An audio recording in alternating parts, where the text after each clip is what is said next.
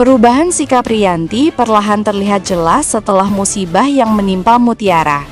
Ketakutan dalam mimpi bahwa Mutiara meninggal membuat batinnya terguncang hebat, seolah ada bagian dirinya yang ikut runtuh.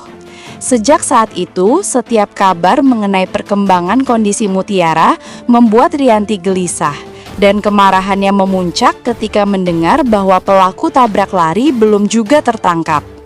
Sikap Rianti yang sebelumnya dingin dan membenci Mutiara, kini berubah menjadi perlindungan spontan yang sulit ia jelaskan, seperti ikatan yang muncul dengan sendirinya tanpa bisa ia kendalikan. Aurel sampai terkejut melihat ibunya yang dulu selalu memarahi Mutiara, kini berdiri di rumah sakit dengan ekspresi penuh marah ketika membahas pelaku kecelakaan. Kalimat Rianti yang memaksa polisi bertindak cepat terdengar seperti suara seorang ibu yang merasa anaknya disakiti. Semua perubahan ini membuat alur cerita bergerak lebih jauh, membuka sisi Rianti yang sebelumnya tidak pernah muncul. Di sisi lain, Kenzo tidak tinggal diam. Ia benar-benar tak bisa menerima pelaku tabrak lari itu berkeliaran dengan bebas. Ketika ia mengingat lagi detik-detik kejadian, suara rem mendadak, pantulan cahaya mobil, dan warna bodi kendaraan yang terlihat sekilas, Kenzo mulai curiga. Ciri-cirinya terlalu mirip dengan mobil Sandra. Rasa ragu itu langsung berubah menjadi kekhawatiran bercampur kemarahan. Tanpa menunggu siapapun, Kenzo bergegas ke kantor polisi, membawa semua informasi yang ia miliki agar kasus ini segera ditangani secara serius. Rianti yang melihat tekad Kenzo justru semakin menegaskan perubahan hatinya. Ia bahkan menyuruh Kenzo untuk bekerja sama dengan polisi, mendorong proses penyelidikan agar pelakunya cepat ditangkap. Ucapan Rianti itu membuat siapapun yang mendengarnya sadar bahwa ia tak lagi mampu menutupi kepeduliannya kepada Mutiara. Sementara itu, Sandra berada dalam ketakutan besar. Ciri mobilnya mulai diperhatikan orang dan kabar kecelakaan itu sudah tersebar luas di media sosial. Ia panik dan mencoba menghilangkan bukti, membersihkan bekas benturan di bumper, menyembunyikan mobil, bahkan membuat alibi palsu. Namun semakin ia berusaha menutupi, semakin jelas bahwa kebenaran hanya tinggal menunggu waktu untuk terbongkar. Perubahan Rianti, tekad Kenzo, kepanikan Sandra, serta kondisi Mutiara yang masih berjuang membuat alur cerita memasuki fase yang jauh lebih emosional dan penuh ketegangan. Semua ini menjadi titik balik besar yang akan menentukan nasib hubungan Kenzo dan Mutiara, serta membuka rahasia keluarga yang selama ini terkubur rapat.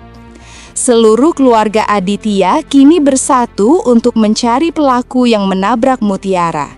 Dan perubahan sikap masing-masing karakter membuat alurnya terasa jauh lebih kuat dan dramatis. Setelah kecelakaan itu, Rianti yang sebelumnya selalu memusuhi Mutiara justru menjadi orang paling vokal meminta keadilan. Ikatan batin yang selama ini ia abaikan kini muncul begitu kuat, membuatnya marah besar dan menuntut pelaku segera ditangkap. Rianti bahkan mendorong Kenzo untuk aktif membantu polisi, seolah ia sendiri rela melakukan apa saja demi menemukan orang yang bertanggung jawab atas kondisi Mutiara. Aditya yang biasanya mencoba tenang, kini ikut terpukul dan tidak bisa menyembunyikan kecemasannya. Ia masih tidak mengerti kenapa dirinya merasa sangat dekat secara emosional dengan Mutiara. Tetapi ia tetap berdiri bersama keluarganya untuk mendukung proses penyelidikan. Kenzo yang paling hancur melihat Mutiara kritis langsung bertindak cepat. Ia ke kantor polisi membawa semua informasi yang ia ingat, termasuk ciri-ciri mobil yang menabrak. Kenzo bahkan mulai mencurigai bahwa mobil itu sangat mirip dengan milik Sandra, dan kecurigaan itu membuatnya semakin gelisah. Ia menolak pulang dan terus mendesak polisi agar kasus itu segera diprioritaskan.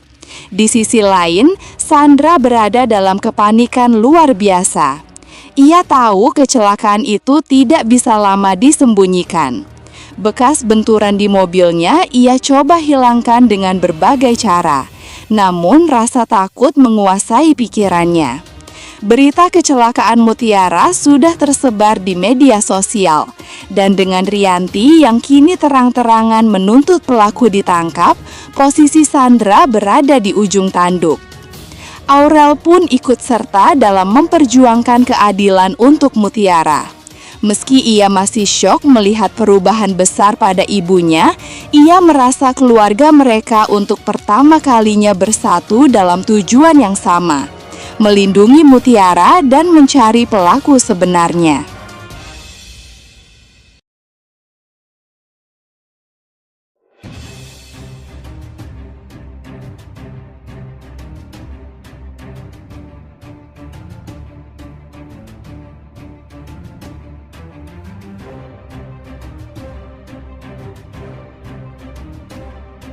Yang bersikeras pelaku harus ditangkap, posisi Sandra kini benar-benar berada di ujung tanduk.